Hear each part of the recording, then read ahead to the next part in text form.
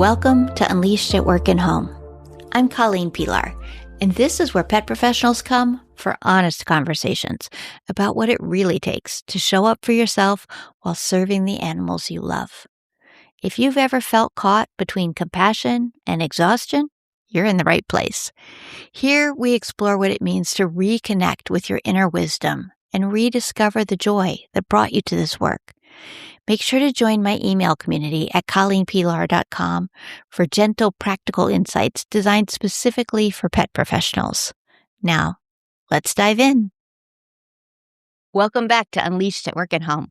My guest today is Dr. Melissa Trevathan-Minnis, and she's a psychologist that I've been working with on a special project. It's very, very cool.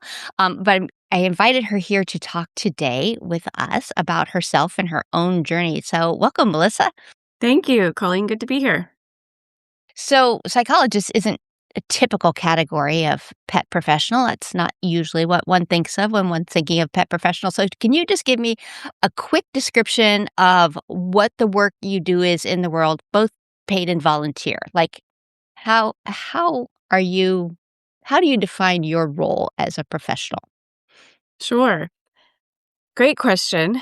So as you said, I am a psychologist, so I do have a private practice, and I also teach and do research. And in my personal life, outside of my professional world, I do and have for a long time done a lot of volunteering with different animal rescue groups, and I foster a lot of animals. I've been an intake coordinator, I've been a transporter, I've been a lot of different things in the rescue world. And there came a point where I tend to be very purpose-driven, very, how am I spending my time and my energy, and does that align with what feels meaningful to me? And I found some disconnect between some of the pieces I was doing. I love my practice. I work with wonderful people, and I have done some animal-assisted therapy. I have a trained therapy dog, Athena, who is fantastic, and that's all well and good. But I wasn't finding a good way to kind of merge my passion for rescue and animal welfare in with what I have been trained to do within my practice and in my academic world. And so, I guess a few years ago by this point, I started thinking about what could that look like? What could it look like to kind of partner expertise in mental health and well-being and psychology with animals? And having been in the rescue world for a long time, it became really clear really fast that it's hard work, and people are in it who have their hearts fully invested. And while that's such a powerful thing, it also results in people burning out and getting heartsick and just really bogged down by the work, because you end up seeing some really hard things that happen to animals and to humans. So out of that was born the idea of how can we really start assisting people who do this work and get them access to mental health care and support to not only help them be their best version of themselves, but also keep them in the game. Because we know that the burnout rate and the turnover rate for folks who either work in shelters or who do volunteer rescue work is pretty high. Mm-hmm. So that's the answer to that one. That is the answer to that one. And that is so true and so important. The burnout rate and the turnover rate. I was really surprised when I joined your team, doing, which we'll talk about in a minute, but doing some studies on this, to see the turnover rate in shelters. The retention rate is so low. I wasn't surprised that happened, but the actual numbers surprised me. The number that is coming to my mind was like a 38% turnover per year. And recently in a meeting, another team member mentioned a number that was even higher. And I was like, wow, a 38% turnover, you just lose that history and the knowledge base that goes with people when they walk out the door. And if they're leaving because they didn't get the support they needed, that's a tragedy. If they're leaving because they're moving to something like, "Oh, I would really love to do this instead." Awesome, great, all for it. Mhm. But if it's because they still care very much and that's now too painful to stay and Mhm. care, then that's awful. So I wanna scale back before we get into any of the stuff in the program that we've worked on, and I wanna start back with 10-year-old Melissa. What did she think she was going to be when she grew up? So, I have so many memories of well, I'll preface with I became vegetarian, sort of quasi-vegetarian at a pretty early age, and, had I remember having a lot of conversations around animal welfare pretty early on, and fast forwarding a little bit, I knew really early I wanted to be involved with psychology and to do something where I was helping and ideally making the world a better place. I I think my husband jokes with me that I knew I wanted to be a psychologist from the time I was an infant. Like, people's paths are so different, but I knew pretty clearly that that was what I wanted to do, those 2 pieces. So, again, figuring out how those were gonna work together took me a long time to figure out, but both of those separate pieces, I knew pretty early on that that was where I was meant to be. That's so cool. So you went to college, like freshman in college, you thought probably this is gonna be something psychology related. I mean, I whether a did. psychologist or psychology, you weren't really sure, or you may or may not have been sure, but you knew that that was your field. I did. That That is cool. sounds really nerdy and boring, but it's true. No, I don't think it's nerdy and boring at all. I think it's really interesting how for some people they know and for others they don't, and it's all right for everyone just as it turns out. Um, we've had guests who've had, like, really loop-de-loop careers. They go all sorts of different ways until they find their way to the piece that feels right for them now, and others like you who've kind of always known, "This is where I'm meant to be." So, since we don't have this little side journey to take to your time, I don't know, creating diamond jewelry, um, let's dive into the time when you started to integrate the 2 pieces, being a psychologist and also wanting to use those skills and talents to provide some support for people in animal welfare. So tell me a little bit about the study projects that you have created, um, and what the goal is and why they matter to you. Mhm. So, um, backing up a little bit to what we talked about before with burnout, I part of what I think is so important and what I have seen in my own experience is that we can't summarize all people who work with animals or who do, training or rescue work or shelter work or whatever. But I do think that we see some tendency toward people who have a lot of empathy and who are sensitive, who tend to be drawn to working with animals and who are good at picking up on what are animals feeling. They might have stronger what we might call mirror neurons where they can sort of sense what other people are feeling and they can sort of parlay that into their work with animals and that makes them really good at that. What also happens though is that when someone has a gift and sensitivity is that they might be likely to burn out more quickly. Mhm. And so I, through the years, have seen some really amazing people who might have been fosters or might have been doing intake and seeing really hard situations who were so well aligned for that work, but who just eventually said, I can't do this anymore. I can't keep seeing, these heart wrenching situations or feeling like I can't save every single one. And what happens when we lose someone who's so well aligned in that way is that either now there's a gap that more people are having to fill, or they might get replaced. Let's say it's in a shelter. maybe they're replaced by someone who isn't as sensitive and who Mhm. isn't as tuned in to animal welfare and needs and making it as good of an experience as possible for the animals. Yeah. And so we have to figure out ways to make sure that we keep the people who are well aligned and who do have that sensitivity. Mhm. So that's part of why this has felt so important to me is I align in that way very well. I would describe myself as sensitive, and I think that has made me successful as a helper, but it also means that I have to keep an eye on, balance and saying no when I need to say no and teaching other people that it's not only okay to do that, but that's the part of what will continue to help you be successful and stay in the game long term is part of what some of this research that we've started developing is about.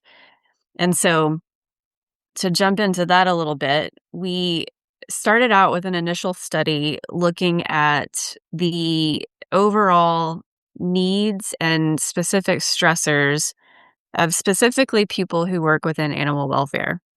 And so that included rescue folks, shelter folks, and some animal sanctuary volunteers and founders.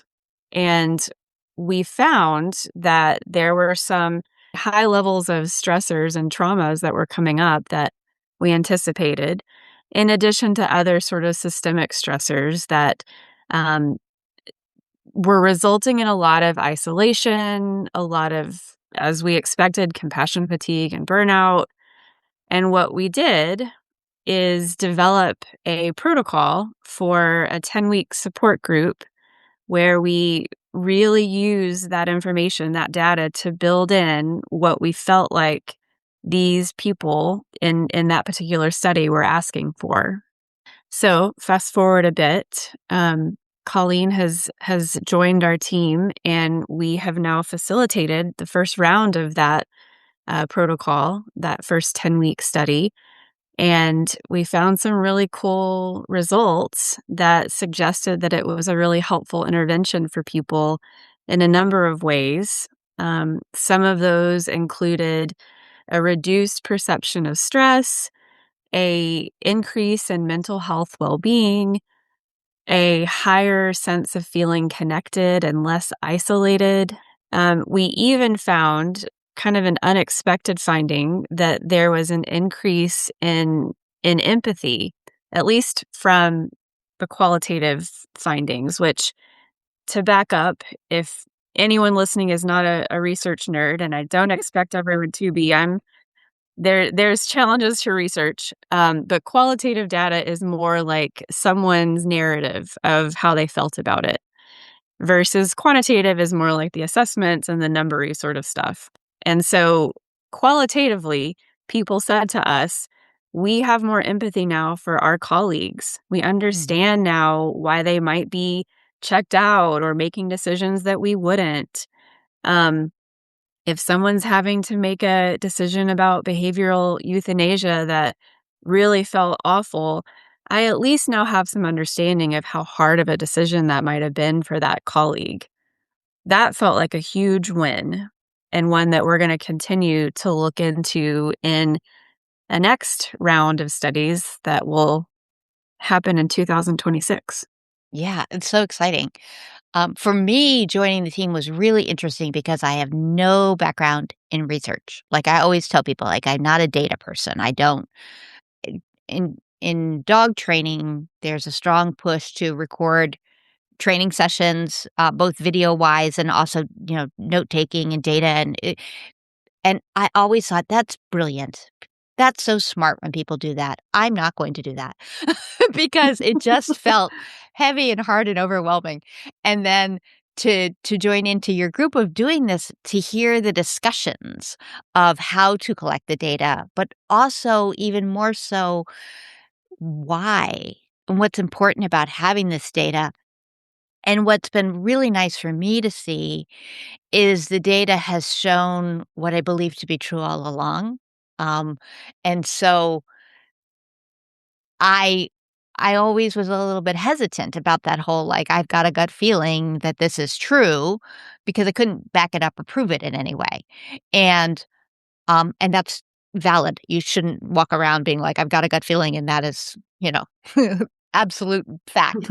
But to see that the data is now showing the things that so many of us really Mhm. feel to be true now gives us a point of reference that we can use to test things out and see, like, oh, does this shift something? Does it change Mm. something?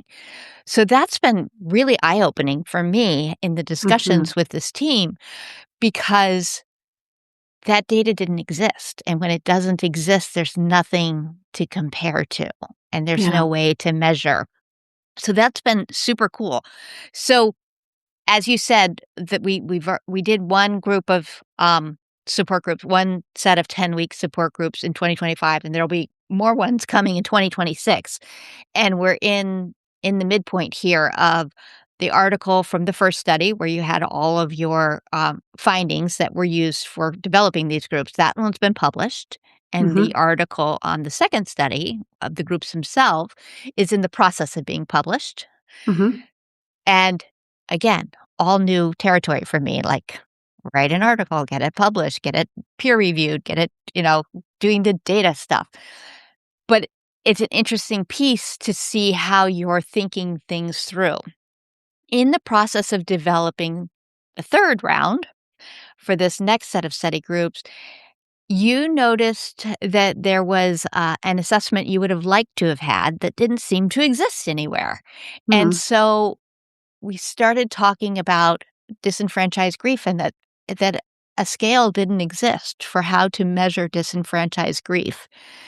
And so you created one, which I was like, well, how cool. Those scales that we've all seen. Oh, yeah, somebody created them. Well, so Melissa created one. And now that one's in the process of being evaluated so that we can try to create it as an actual standalone tool. But could you just really briefly tell us what disenfranchised grief is? Oh, this is not briefly. I've got a three-part question. What disenfranchised grief is, why it matters in animal welfare, and then, like, why do we need a scale? Hmm. Yeah. Super good question. And yes, not a super short question, but I will You're be welcome. concise. So, to back up a little bit, disenfranchised grief is a larger concept we've had since the '80s essentially, but not one that we've really thought a lot about within the animal world much. And so, in general, disenfranchised grief is the idea of grief that isn't well validated or supported or acknowledged by other people. So it's a community-based experience in that if someone is grieving and they don't feel acknowledged or seen by their peers or given the space or the time that they actually realistically need to grieve, feeling pressured to sort of be done with grief more quickly than is realistic, or grieving in ways that other people don't necessarily see as the typical way to grieve, or grieving losses that don't get as much support or validation for how intense they might be. Examples might be a miscarriage or an abortion or someone who dies by suicide or having left someone's home country or citizenship. These are things that sometimes are invisible. They're not necessarily as known to other people, or even if they are, someone might think, well, either that was part of your choice or, it's not that big of a deal. I'd expect you to be done grieving by now. And that isn't realistic for most people in many situations. Many of the things that I mentioned have a deep grief that goes on for much longer. When we look at grief around animal loss specifically, we know from the research that people can take the loss of an animal harder than they can take the loss of a human in many cases. And when you think about a companion animal who you spend so much time with and who becomes relationally such a core part of your day and your world and your habits, having that loss can hit really hard. And when the world suggests, "Oh, it's been a few weeks. You're done, right?" That can even be a harder element of that loss because it's an expectation that doesn't match what the person might be feeling about that loss. Then, if we take that one level or layer down further, if we think about that same concept related to people who work or volunteer within animal welfare, that's a whole other level of disenfranchisement because, Mhm. number one, that tends to be a population that doesn't get as many resources and attention as it needs, hence what we're doing and trying to increase that. It also tends to be a population that doesn't, um, the level of respect doesn't always match the amazing work that this community does. There's some articles and research that talks about dirty work, and it's work that other people in society or culture may not want to do or may not want to think about, but that is incredibly necessary. And being in a rescue or a shelter often involves working with animals that many people would prefer not to think about. They don't want to see the animal down the road who's been hit by a car and covered in fleas and starved half to death. But there are people in rescue work and shelters who do that hard work and don't always feel valued for doing it. Mhm. And so often within that work, loss is inevitable, whether it be through euthanasia or death, um, whether it be by good reasons that an animal gets adopted to a great home, there's still a connection there that's lost. And again, we want that relational component. We want people connected to the animals with whom they're working.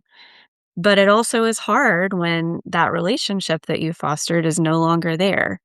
So that's part of why disenfranchised grief feels so important to this work. And scale development is a tricky beast. And Mhm. luckily, we've got a wonderful team. Nellie Morris, we'll give a shout out to, is our statistician on our team and good at the numbers in a way that Mhm. I'm really glad she is. And we are working on making sure that there's visibility for that concept within the animal rescue world and animals in general. So to be continued on that one. Yeah.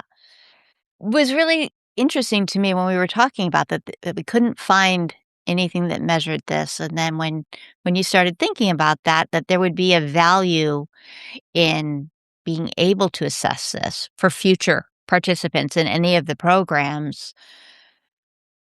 It's one of those holes that once it's pointed out, it becomes so obvious, but until it's pointed out, it isn't. Similarly with, like, ACE scores, which I've done an episode on in the past, adverse childhood experiences, they don't look at anything related to animals, which I didn't notice, for probably 4 years after I learned about what they were and how they were used and all of that.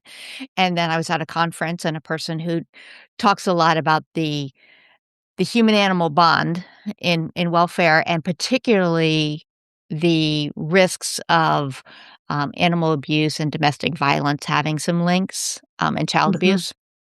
And then he mentioned that the ACE score doesn't do this, and I was like, "Oh, yeah, oh."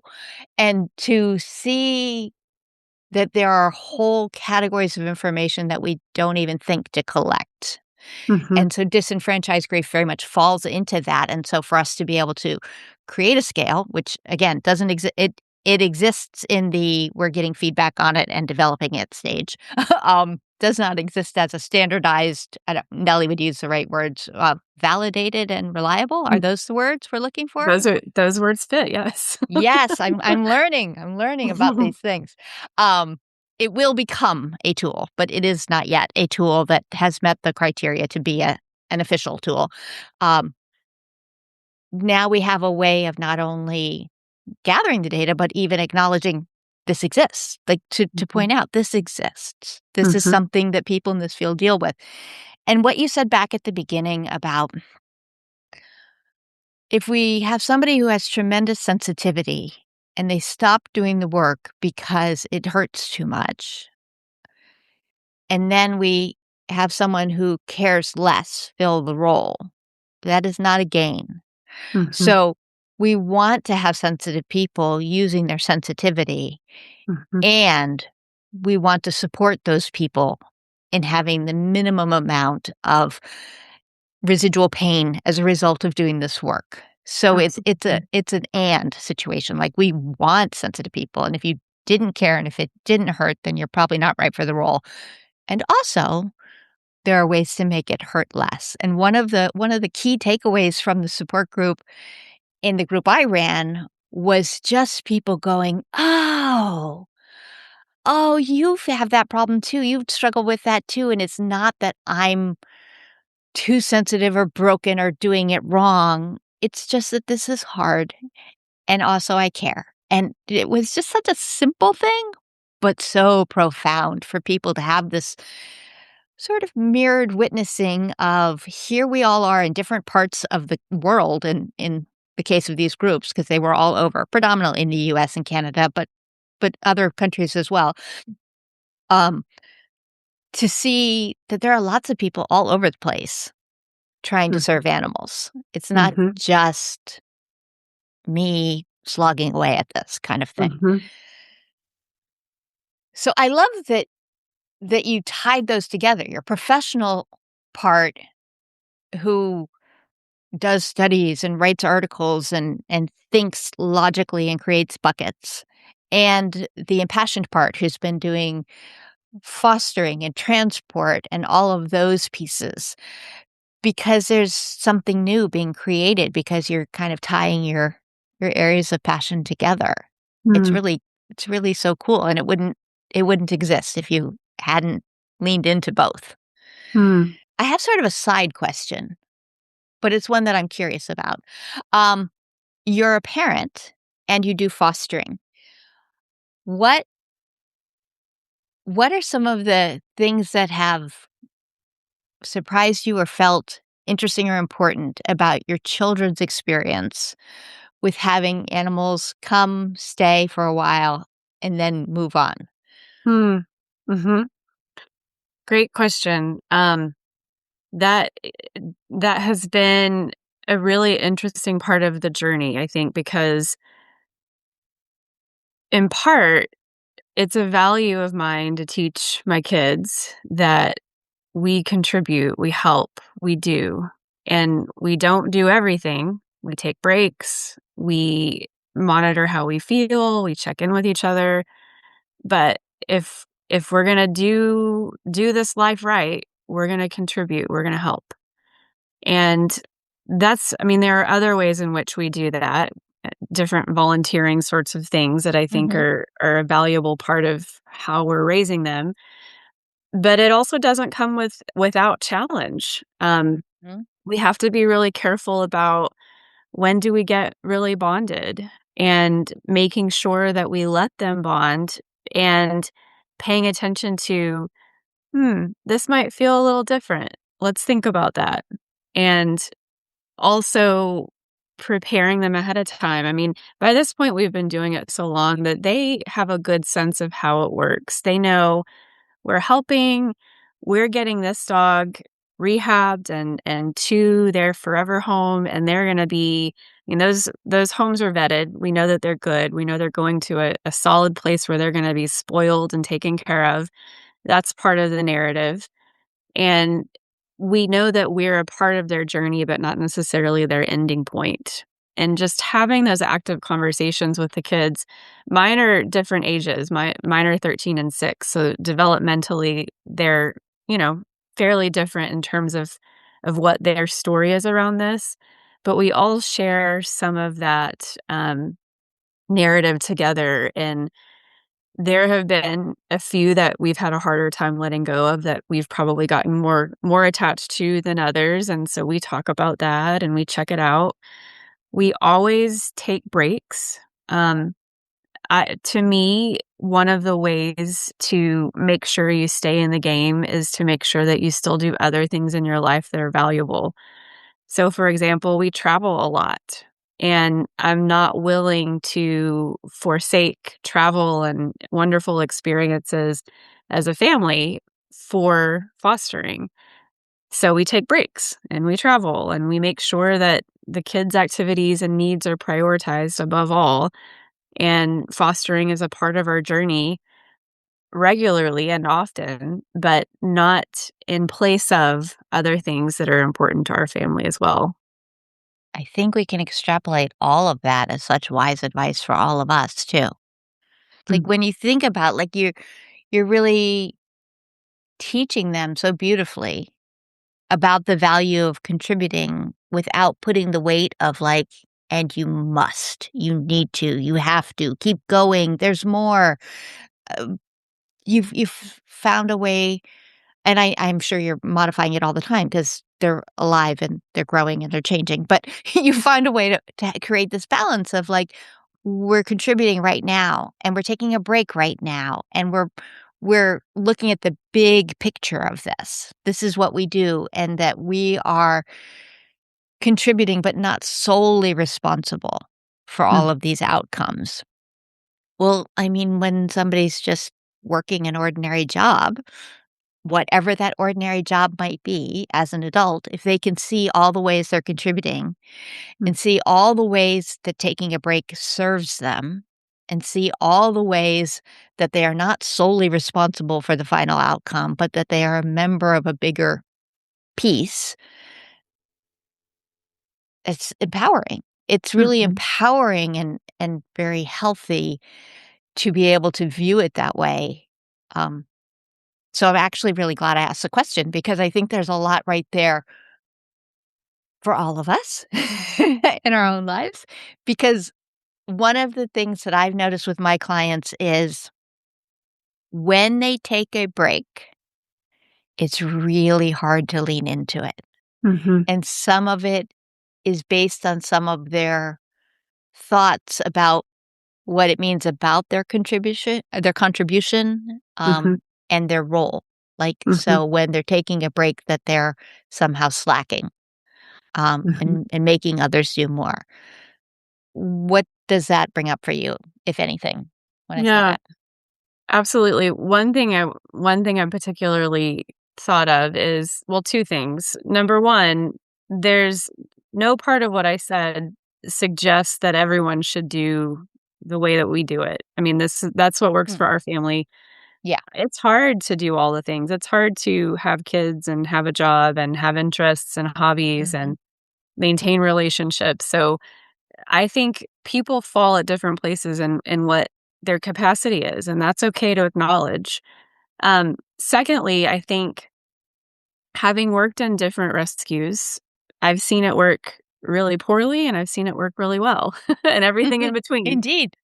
Um, I'll give a shout out to my current rescue that I work with, Atticus Legacy Rescue in Austin, and we also adopt all the way up the Northeast, up to Ohio now. And one thing that I think is really important within the rescue world is that in some circles, and I'm not talking about the rescue I work with, to be clear, there can be a real pressure to, okay, that one's adopted out, take the next one. Oh, and now there's another one, take a few more. And there's not a clear capacity for this is enough. Mm, And there isn't always good support within those worlds of, "Are you sure you have 2 right now? Maybe that's enough." Or, "Gosh, you have 5 right now. That's enough." And sometimes we need each other as accountability partners to say, "You need a break. Take a mhm, break. It's okay to take a break. I want you here in a year. I want you here in 5 years. And you taking a break now is more likely gonna result in you still being here down the road." And we cannot help every single animal. It's not in our ability.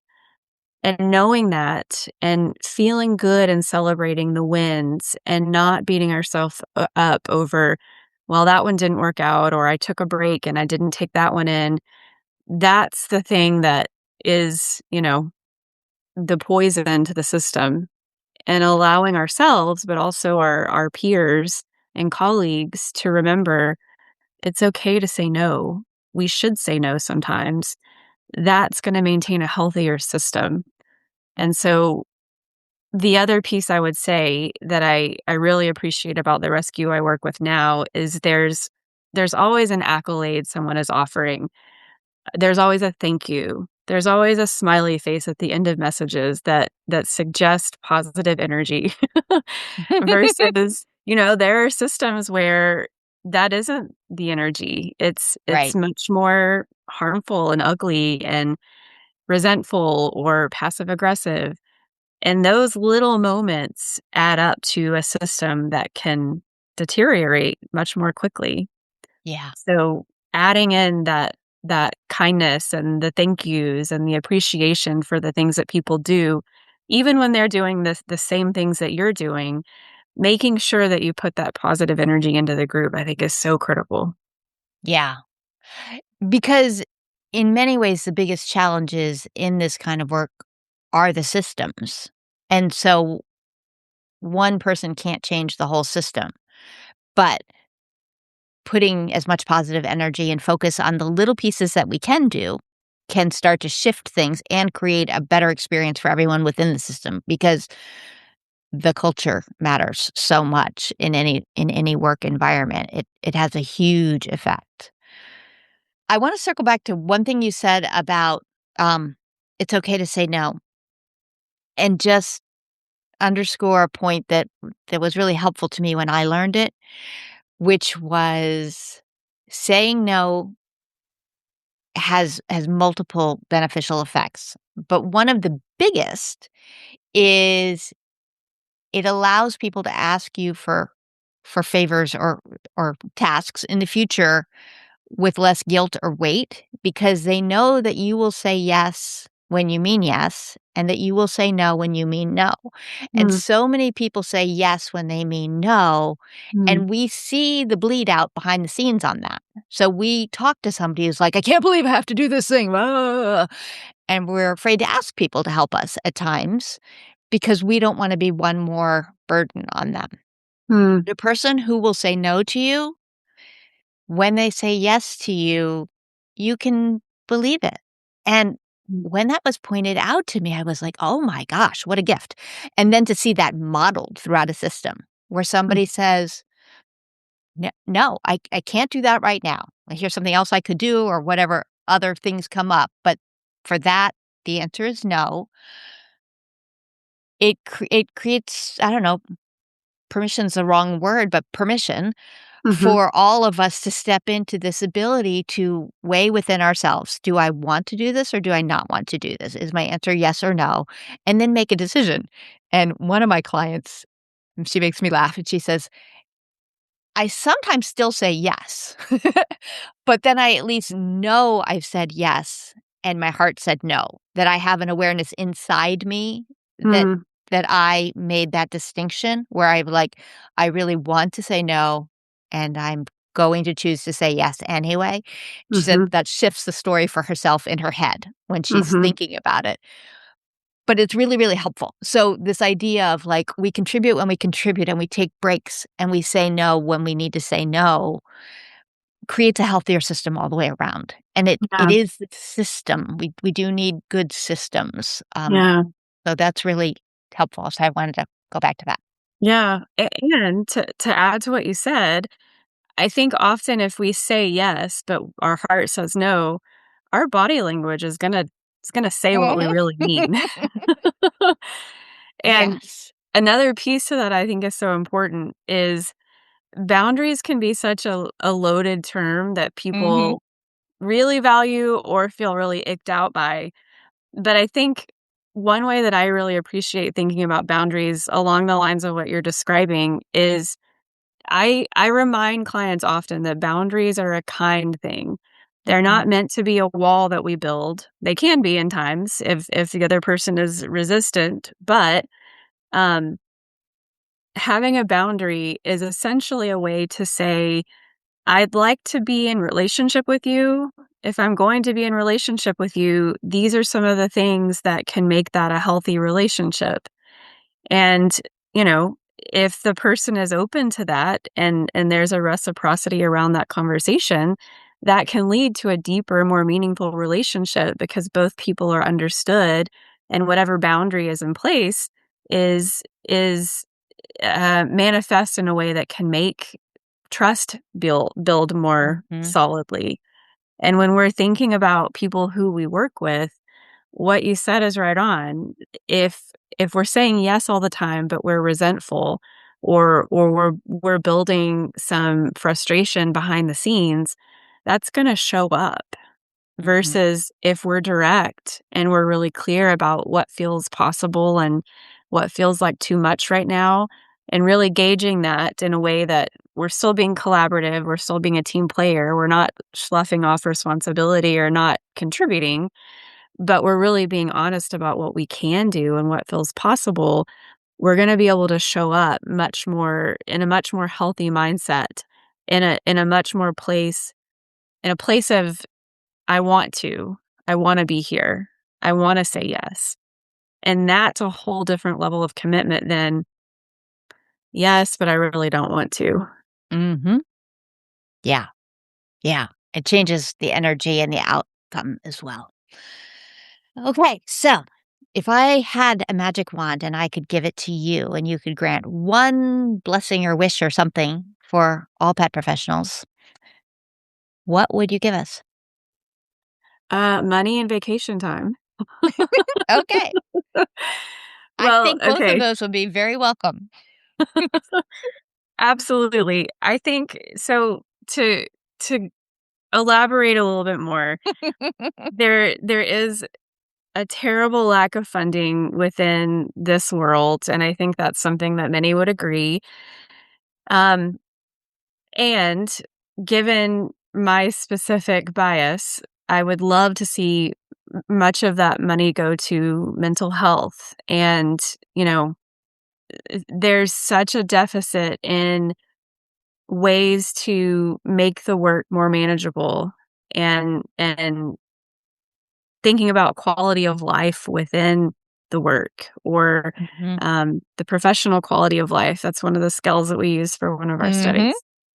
And allowing there to be more access to make the work feel better and not just getting the work done, but making sure that the people who are doing it are taken care of has such a cascading effect. It not only creates a better work environment, but it also creates better conditions for the animals who they pick up on energy.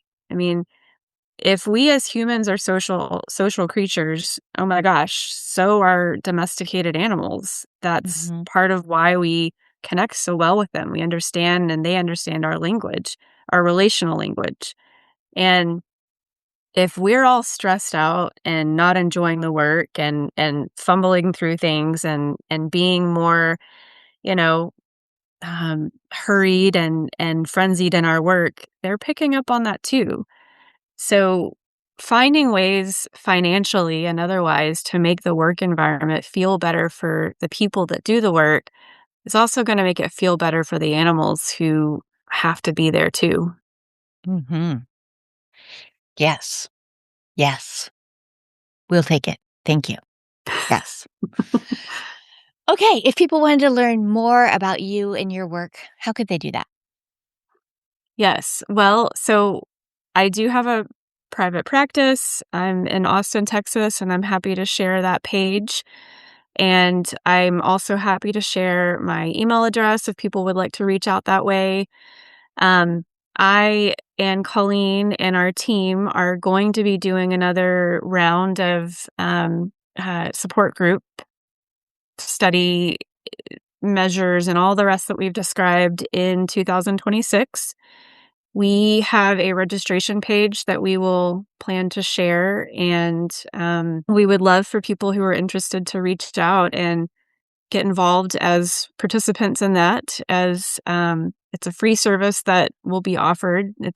There's no payment for that. It's something that we feel really passionate about, and not only for the purpose of getting people support, but also in continuing the research so that we have more information to build better systems and better models and better professional quality of life for all of the folks that we're talking to right now. Yeah. I will link all that up in the show notes. Thank you so much. And thank you both on the small scale of for this conversation and on the big scale for being the kind of person who sees ways to create data and history and understanding. One of my friends, I call it buckets. Like she's really good at putting things into buckets and seeing how things can be sorted. My brain tends to be a very messy conglomeration of all the things. So I really appreciate people like you who can see this is what I wish I knew, and here's how I can create a study, a program, a resource that can serve that, and then test it, validate it, find out what happens, and then iterate and try again and do more and more. So thank you for that. Thank you for combining your passions for psychology and for animals in a way that's having big, big ripple effects. Yeah. Well, thank you for saying that, Colleen. You are a very humble host, but you have created so many great ideas and contributions to our team that you did not highlight in our conversation. And I want to make sure that you have acknowledgement for that because you've been amazing and creative and so insightful in what you've brought. So um, let's make sure we don't leave that out. Well, thank you. That's very sweet. Thanks so much for joining me today. I really appreciate it, Melissa. Absolutely. Thanks for the invitation. That's our conversation for today. If something we talked about resonated, I invite you to sit with it. Notice what feels true and what you want to explore further. You don't have to have it all figured out to start moving toward what matters. Whatever showed up for you today, clarity, questions, even resistance, trust that it's pointing you towards something important. For more support, join my weekly notes at colleenpilar.com. And until next time, remember, you are enough. Always. Just as you are.